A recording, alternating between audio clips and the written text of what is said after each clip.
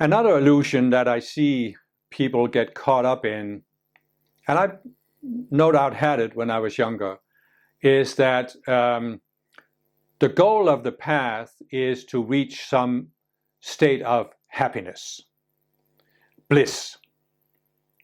And we see it as some dramatic state, something that's dramatically better than what we have now. And the problem with this expectation, well, first of all, it can't be fulfilled because there is no ultimate state of happiness that's possible on earth.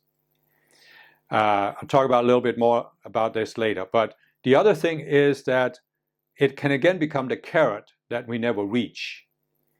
And it puts us in this, and many of these expectations I've talked about, they put us in this deficit approach, where we think there's some higher state that we should have reached, or we should reach, but we haven't reached it yet. So we always feel we are behind. We're not good enough. And this deficit approach, it followed me for many, many years on the path. And I've seen many people be in it. Because when is it ever good enough? We think that there must be some ultimate experience of happiness we're supposed to reach. And since we haven't reached it, then we're not there. And does that mean that there's something wrong with us? There's something we haven't grasped? We're not doing the right thing? And what I try to explain in all of my breakthrough videos is that the spiritual path is an ongoing process. And as long as we are taking one step at a time, as long as we are focusing on open to taking the next step, we are doing the right thing. We can't do anything else. We can't jump from here to there in one giant leap. We have to take one step at a time.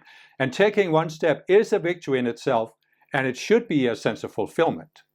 So there did come a point where I realized that, and I let go of the deficit approach, which is a separate self, and I realized I can feel a sense of victory and achievement whenever I take a step closer towards the top of the path. But this doesn't mean that you feel some ultimate happiness.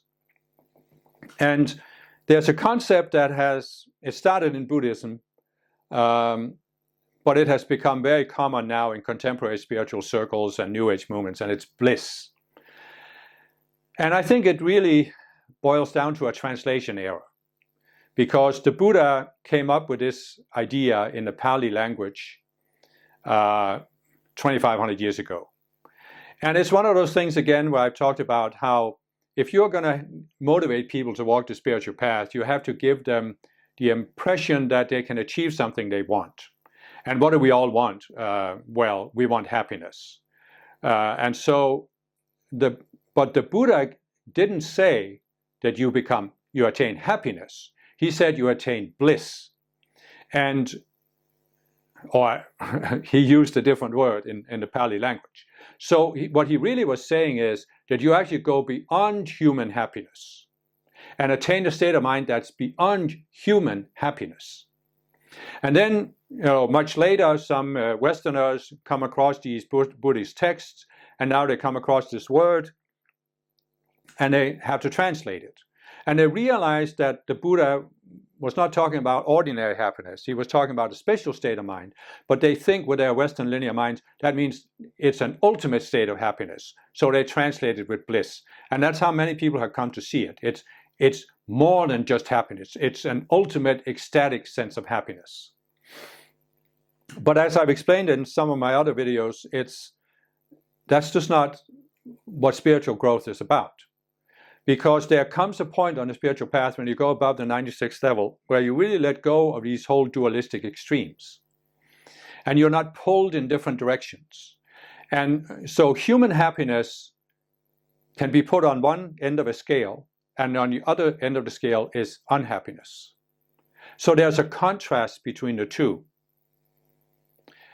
And the same thing with any other human feeling. And that's why you have this concept of people seeking for peak experiences where they achieve this, they call it a spiritual awakening or a spiritual breakthrough, where they have this very high experience. But why is it a dramatic experience? Because it's a big contrast to their normal state of awareness, or possibly even to a lower state of awareness that they experienced at some point in their lives.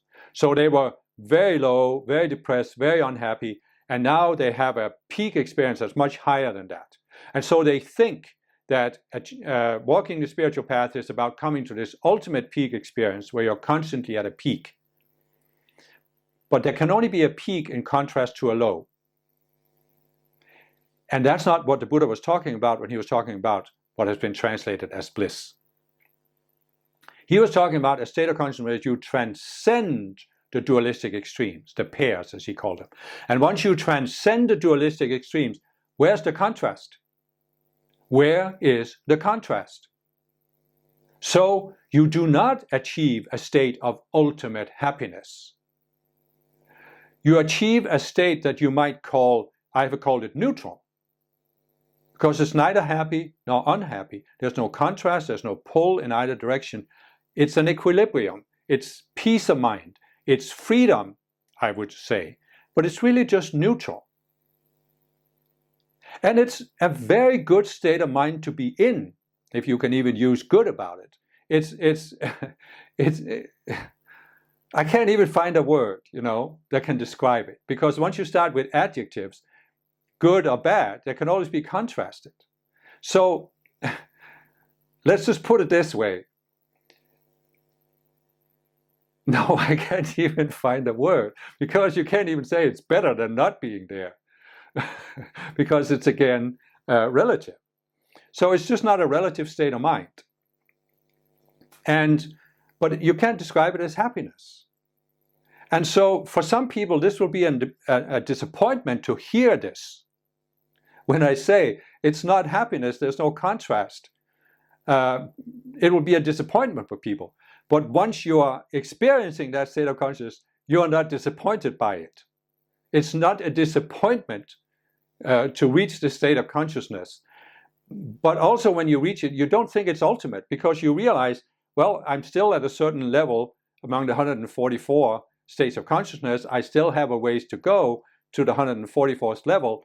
It's just that you are at peace with being where you are and walking the path. You're looking for that next illusion. You don't feel a deficit. You don't feel you're behind. And you don't feel you should be somewhere else. You are at peace with flowing with it. And it just can't be described with these dualistic concepts.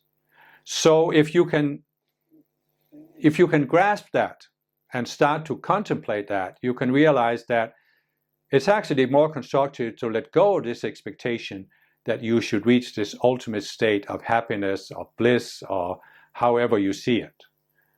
Basically, you can say whatever expectations you have, let them go. And I would almost say that letting go of the expectations is actually an important step towards reaching that state of mind. Because as long as you have the expectations, it's almost like you are, by having an expectation that something should happen, you are pushing the breakthrough ahead of you. You're actually pushing it in front of you by the expectation that this is some ultimate thing that's going to happen.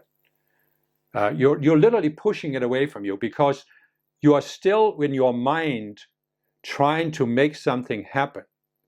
But the last step of breaking through is to stop letting something happen and just letting it happen by surrendering, by giving up the expectations, the striving, and just letting it be. And that's how you break through in the end. You have to strive to get there by overcoming all of these selves, but in the end you have to just let go of the striving, let go of the sense of distance, and that's when you break through. And I can only say it's not a disappointment. It's worth it. Whatever you have to go through to get there, it's worth it. And letting go of the expectation is definitely worth it.